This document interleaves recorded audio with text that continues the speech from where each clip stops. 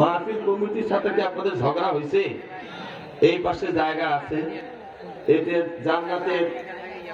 এটি জান্নাতের অংশ। আমি বলছি না, সাইয়েদনা মুহাম্মদুর রাসূলুল্লাহ।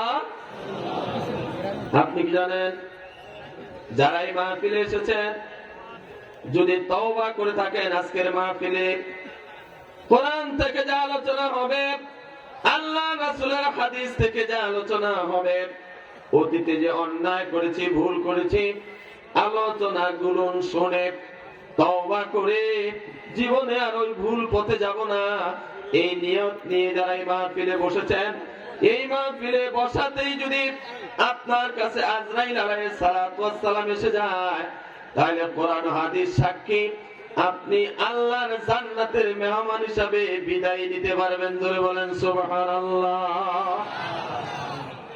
আরো রাগ করে থাকবেন ভাই, আসেন না ভাই, জায়গা হচ্ছে না। যাদের সামনে জায়গা আছে মেহেরবানি করে সরে আসুন।